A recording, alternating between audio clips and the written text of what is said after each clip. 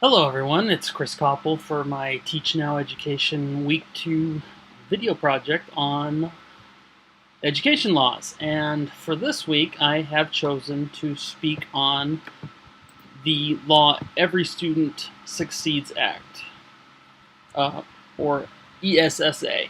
And for, of course, those of you who are familiar with this law, it's just a revamp of the No Child Left Behind law, which was a revamp of the Elementary and Secondary Act, which goes all the way back to 1965. So the idea behind these laws, in a nutshell, is accountability and trying to help make sure that we have a standard educational process throughout the country.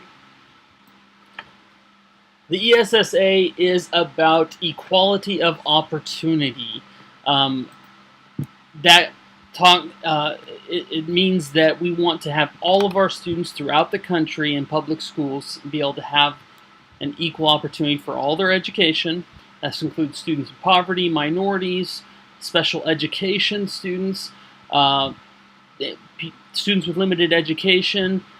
What the law does and what it's basically this version of the law is not too different from other versions, is that it does set up academic standards. It talks about annual testing. It talks about what the goals are. Perhaps the one thing, as I look overall both of these laws, that this new law has that other laws did not have, is it looks like it actually has plans for supporting struggling schools or schools that are not meeting the needs of their students, that are consistently failing. And that is something, from what I can tell from the other previous versions of this law, that they did not have, was they didn't really have a plan.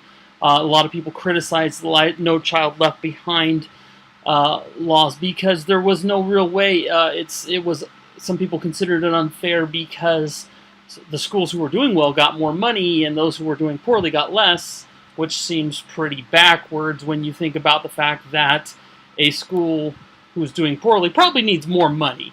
And schools that are doing well probably can get by with less. That's more of just a logical argument, I suppose.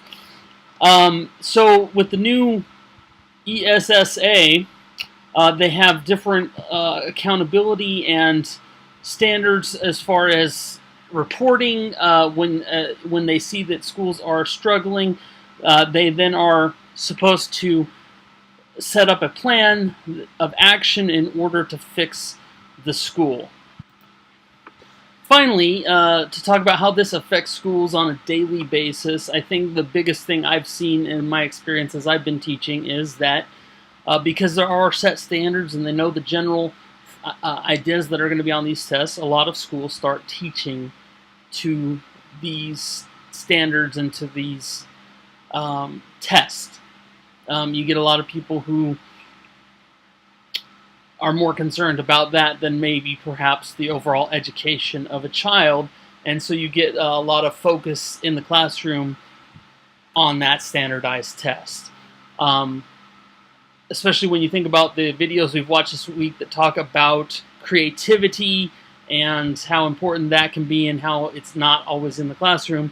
This is one of those laws, unfortunately, where they're trying to find a solution to equal opportunity education, where unfortunately it may create a vacuum of creativity in schools. So that would probably be my assessment on this particular law, is that it may help with overall equality, and that's, I don't know for sure, but it may. That's the goal or the aim of it. However, it also, anything that is split across the way is probably going to kill creativity because it's focused on just these things you can knock, these 1, 2, 3, you can knock all these things down. And that would be my assessment of this law. I hope you enjoyed my little presentation. I will have the references will be in my description on the YouTube page for my references. Thank you.